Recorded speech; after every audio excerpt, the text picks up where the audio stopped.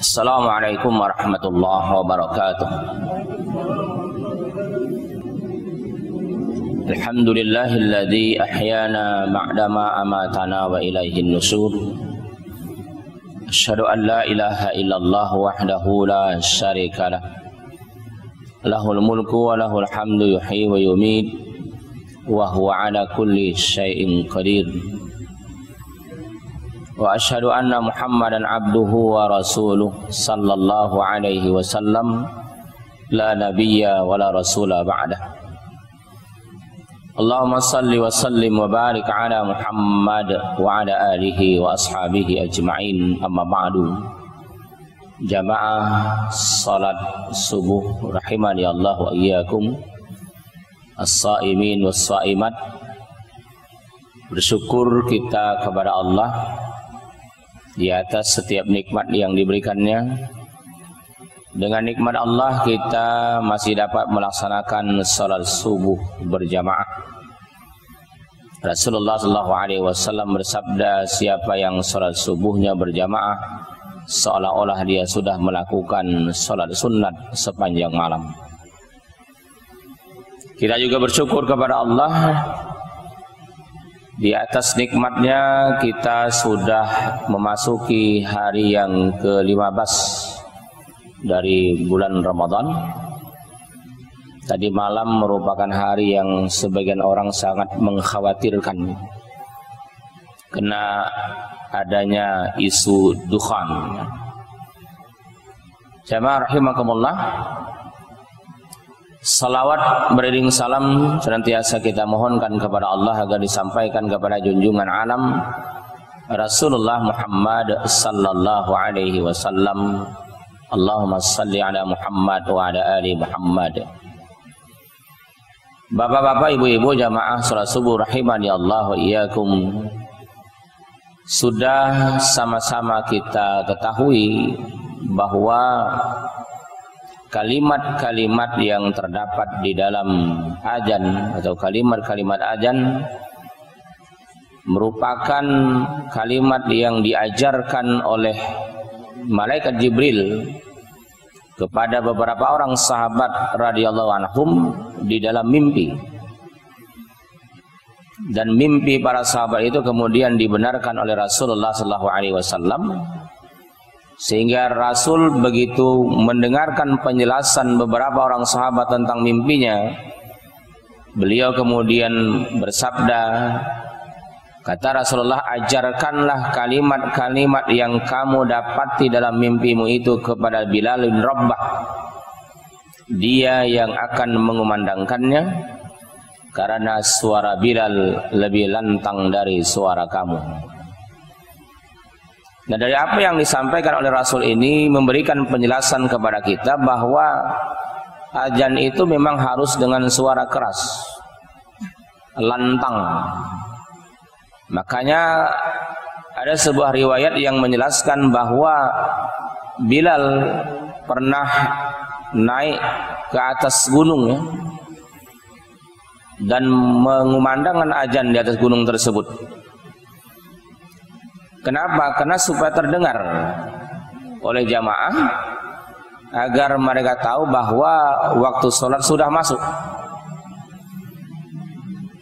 Makanya kita lihat kemudian dalam perkembangan pembangunan masjid dibuatlah menara.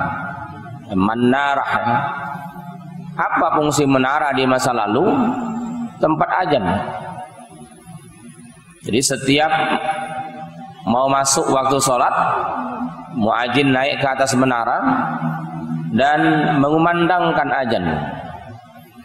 Bahkan ada muadzin itu yang berpindah-pindah tempat, ya, supaya terdengar di sekeliling atau sekitar masjid tersebut. Karena tidak ada pengeras suara, jadi perlu tempat yang sangat tinggi. Nah, kalau zaman sekarang menara itu fungsinya hanya hiasan, memperindah masjid. Kenapa? Karena tidak lagi seperti masa lalu, sudah ditemukannya pengeras suara sehingga cukup diletakkan corong yang azan tetap di bawah. kita lihat bahwa walaupun di masa lalu azan tanpa pengeras suara dan tanpa menara, di Madinah setiap azan berkumandang jamaah yang datang memang luar biasa. Tidak ada orang Madinah yang tidak ke masjid yang namanya laki-laki.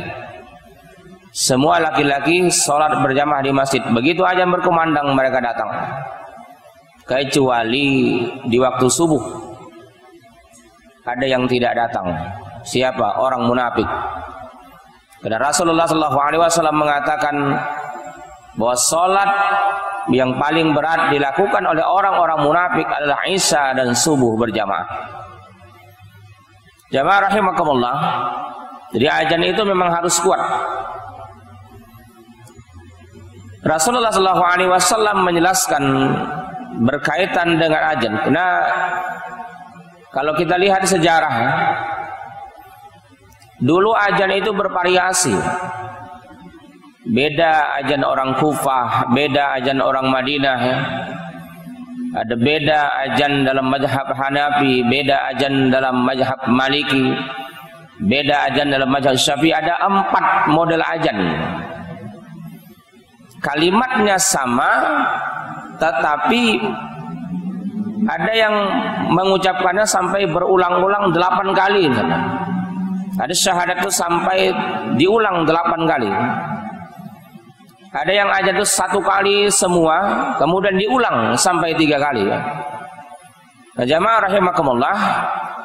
Kemudian pada masa seorang khalifah di zaman Bani Umayyah, disatukanlah azan itu menjadi 1 versi saja, seperti yang kita dengar sampai hari ini.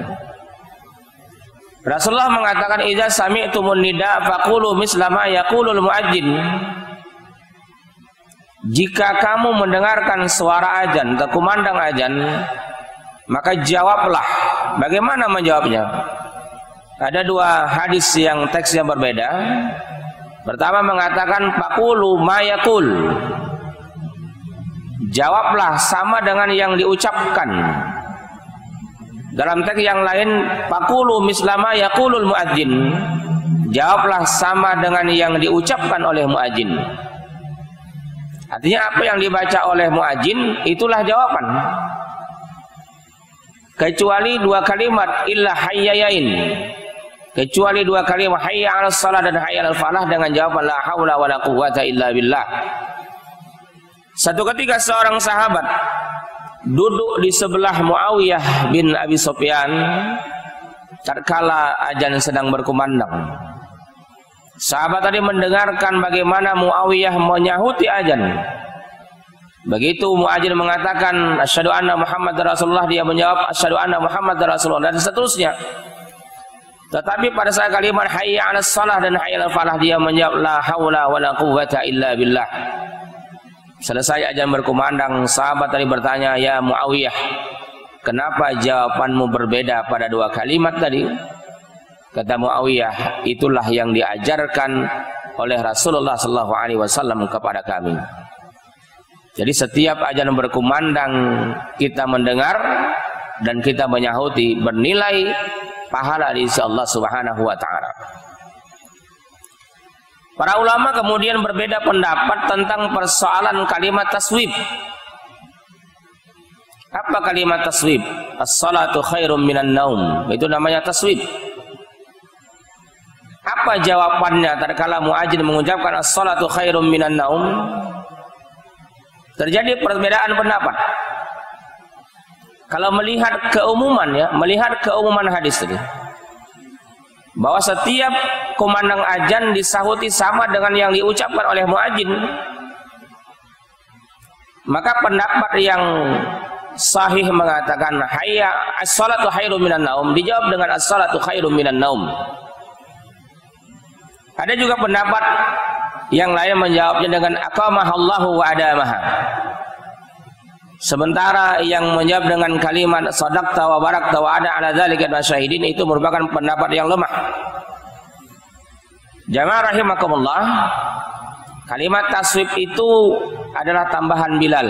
Karena dalam azan yang diajarkan oleh malaikat Jibril tidak ada kalimat as-salatu khairum minan naum. Berkembang kemudian zaman, Rasulullah SAW kemudian mengatakan dan memerintahkan agar mengumandangkan azan subuh sebanyak 2 kali. Azan pertama berfungsi membangunkan, ini tetap dikumandangkan oleh Bilal karena suaranya lantang. Sementara azan kedua dengan suara lembut, dalam bahasa fikih disebut dengan suara lirik, pelan, sebagai informasi masuknya waktu. Para ulama kemudian berbeda pendapat tentang kalimat taswib. Di azan keberapa diletakkan? Ada yang mengatakan as-salatu khairum minan naum itu di azan yang pertama, seperti yang berkembang banyak kita dengar di Indonesia termasuk di Duri. Tapi ada juga pendapat yang mengatakan as-salatu khairum minan naum itu di azan yang kedua.